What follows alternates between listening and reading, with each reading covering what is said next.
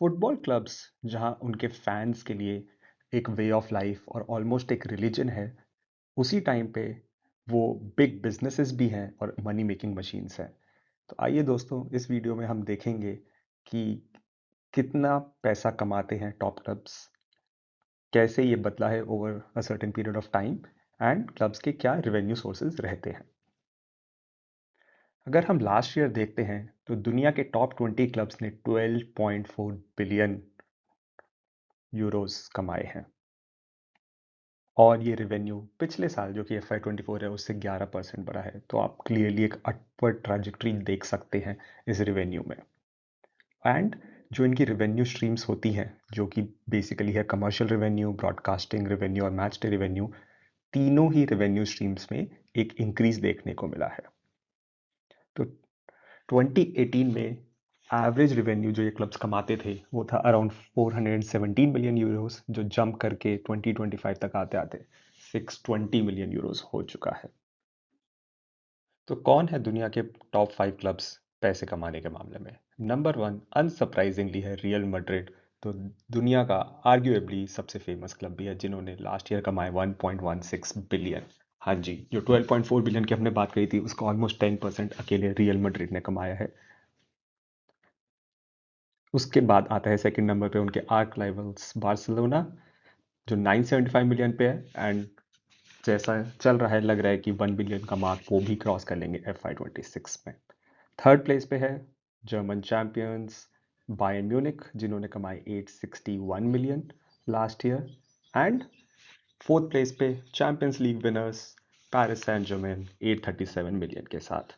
और fifth place पे English champions last year के जस्ट 1 मिलियन पीछे लिवरपूल FC 836 मिलियन के साथ। तो आप देख सकते हैं, स्पेनिश क्लब्स हैं, फ्रेंच क्लब्स हैं, जर्मन क्लब्स हैं और इंग्लिश क्लब्स हैं। बट फ्रेंच क्लब्स यहाँ पे कम रहते हैं, उसकी बात हम आगे करेंगे। यहाँ पे पेरिस सेंट जर्मेन इसलिए सक्सेसफुल रहे क्योंकि उन्होंने चैंपियंस लीग जीती थी। अब हम सारी रेवेन्यू स्ट्रीम्स की बात करेंगे कि कौन कौन सी रेवेन्यू स्ट्रीम है और वो कैसे प्ले आउट करती है। तो सबसे पहले बात करेंगे कमर्शियल रेवेन्यू की।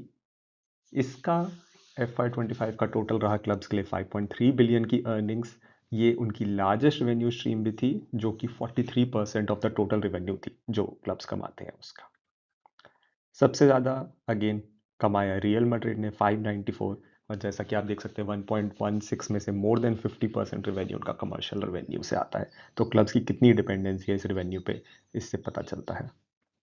सेकंड पे बार्सिलोना 522 मिलियन और थर्ड पे बायर्न म्यूनिख 461 मिलियन। तो जो टॉप 3 क्लब्स हैं बाय रेवेन्यू, वो top 3 clubs bye commercial revenue भी हैं। तो इससे पता चलता है कि इस रेवेन्यू स्ट्रीम की कितनी इंपॉर्टेंस है इन क्लब्स के लिए। अब हम देखते हैं match day revenue. Match day revenue वो रेवेन्यू है जो क्लब अपने मैच डेज पे कमाते हैं, टिकट सेल्स, हॉस्पिटैलिटी, PSL वगैरह से। ये रहा last year record 2.4 billion in clubs के लिए। और ये एक ऐसा रेवेन्यू स्ट्रीम था जिसमें फास्टेस्ट ग्रोथ देखने को मिली पिछले साल के कंपैरिजन में, जो 16% पड़ा। जो हमने देखा था ओवरऑल एवरेज इंक्रीज 11% था, सिर्फ इस सेगमेंट में इंक्रीज था 16% का। और इसमें भी सबसे आगे रही रियल मैड्रिड अपने शानदार सैंटियागो बर्नेबाउ स्टेडियम की बदौलत। 33 मिलियन कमाए उन्होंने। सेकंड पे बार्सिलोना 210 मिलियन, ये भी अपना स्टेडियम रिवैम्प कर रहे हैं, Spotify, new Kampf. And FY26 में और ज़्यादा रेवेन्यू की उम्मीद है। और third Manchester United, old Trafford का फैन बेस अभी भी इंटैक्ट है और इंग्लैंड का वो अभी भी सबसे बड़ा स्टेडियम है। तो ये देखने को मिलता है उनके मैच डे रेवेन्यू में।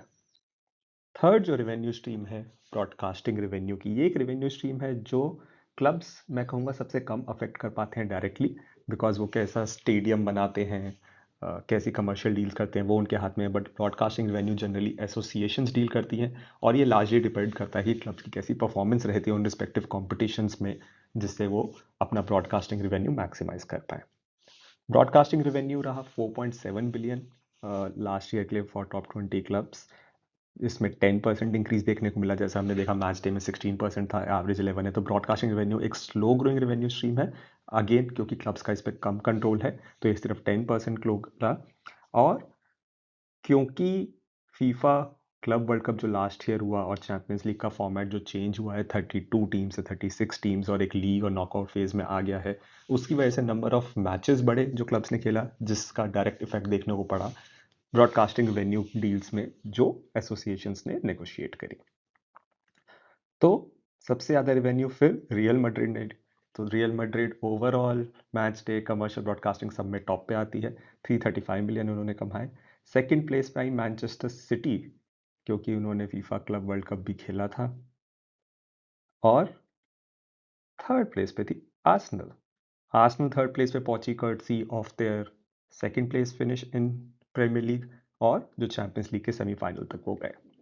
तो अब हमें क्या देखने को मिला कि कौन से क्लब्स थे जो FY25 में ऊपर आए अपने रेवेन्यू में।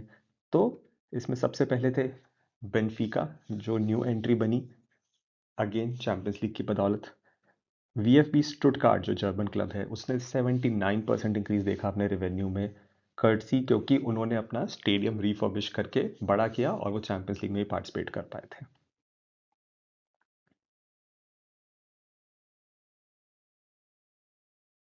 उसके बाद आया एस्टन विला, जिन्होंने 45% इंक्रीज देखा अगेन चैंपियंस लीग रन की वजह से, और जिसकी वजह से उनका कमर्शियल रेवेन्यू भी बूस्ट हुआ। एंड लास्ट इंटर मिलान, जिसका 37% इंक्रीज हुआ रेवेन्यू में, और वो 11 स्पॉट पे आ गए हैं ओवरऑल क्लब रैंकिंग्स में in terms of revenue. Again courtesy champions league run जिसमें वो फाइनल तक गए, हालांकि वो फाइनल में हार गए, बट उससे उनको कमर्शियल रेवेन्यू और मैच डे रेवेन्यू में भी काफ़ी बूस्ट मिला। अब जो क्लब्स इस लिस्ट से बाहर निकल गए टॉप 30 की, उसमें थे फ्रेंच लीग के क्लब्स ओलंपिक लियोने और ओलंपिक मार्सेल। जैसा मैंने पहले कहा, PSG इसलिए सक्सेसफुल रही क्योंकि वो चैंपियंस लीग जीती, but in general French clubs drop हुए, और इसका एक बहुत बड़ा रीज़न था उनका डोमेस्टिक ब्रॉडकास्ट रेवेन्यू, जिसमें उन्होंने जो नई डील साइन करी थी 25 सीजन के लिए, वो 20% लोअर थी पिछले साइकिल से। इसकी वजह से उनका काफ़ी रेवेन्यू लॉस हुआ, और जो डाजन है ब्रॉडकास्टर, उसने भी अपनी डील टर्मिनेट करी, जो कि 8 लाइव मैचेस दिखाते थे पर वीकेंड, एंड एक डायरेक्ट टू कस्टमर मॉडल में शिफ्ट हुए हैं, जिसकी वजह से एक बार हिट आया है इस ब्रॉडकास्ट इनकम में। उसके बाद CVC कमर्शियल कैपिटल की इन्वेस्टमेंट जो है हुई फ्रेंच लीग में, जिसकी वजह से हमने फर्दर डिटोरिएशन देखने को मिला, क्योंकि ब्रॉडकास्ट रेवेन्यू एक इतना बड़ा चंक रहता है। इसकी वजह से आपका अगर एक सिग्निफिकेंट चंक कम हो जाता है तो उसका डायरेक्ट इफेक्ट आपको दिखता है आपके रेवेन्यू पे।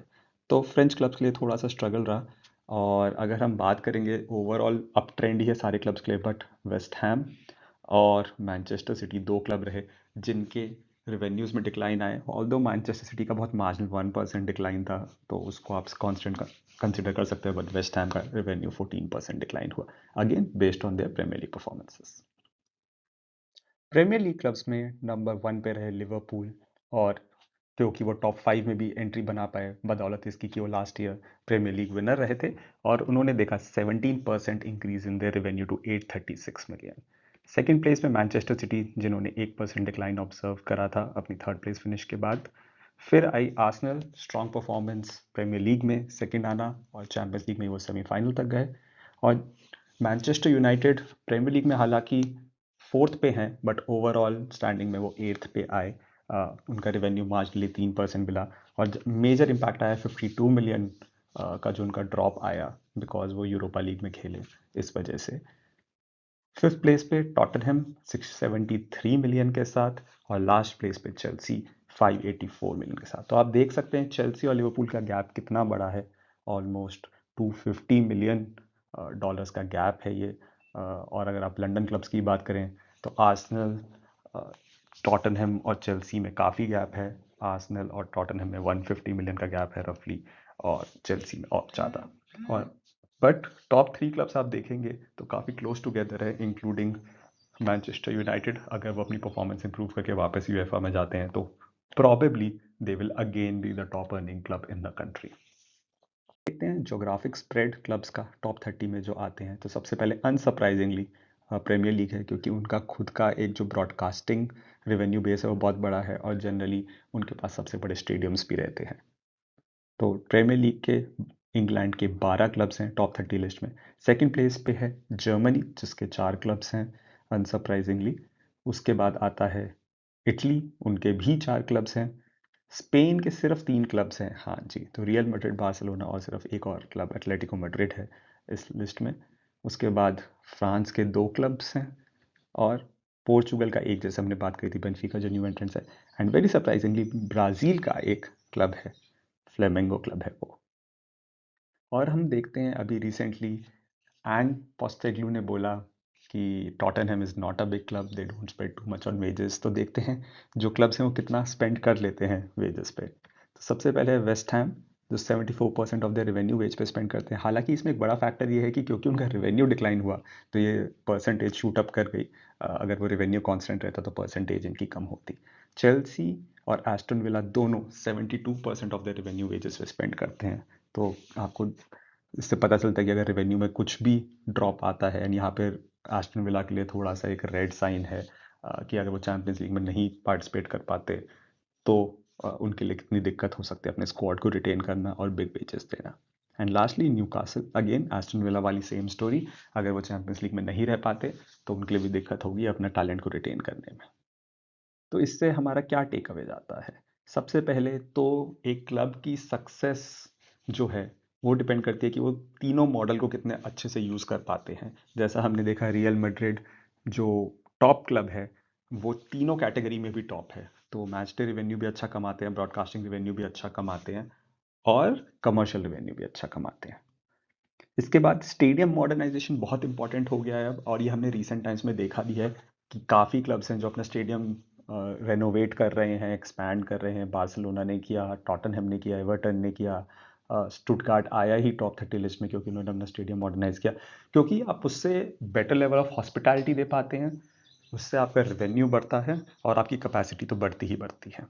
उसके बाद of course sporting performance cornerstone रहती है हमेशा, क्योंकि अल्टीमेटली फुटबॉल क्लब्स हैं तो आप ऑन फील्ड परफॉर्मेंस कैसी करते हैं उससे आपका ब्रॉडकास्ट रेवेन्यू बूस्ट होता है। अगर आप ज़्यादा मैचेस खेलेंगे तो आपका मैच डे रेवेन्यू भी बूस्ट होगा और आपकी कमर्शियल अपील भी मार्केट में ज़रूर बढ़ेगी। बट इससे ये भी दिखता है कि कितना वॉलेटाइल है, कि कोई भी इमर्जिंग क्लब अगर अच्छा परफॉर्म कर लेता है थोड़ा चैंपियंस लीग में तो वो आपको डिसरप्ट कर सकता है। तो आपको मोमेंटम कंटिन्यू करने के लिए ऑन फील्ड परफॉर्मेंस बहुत इंपॉर्टेंट हो जाती है।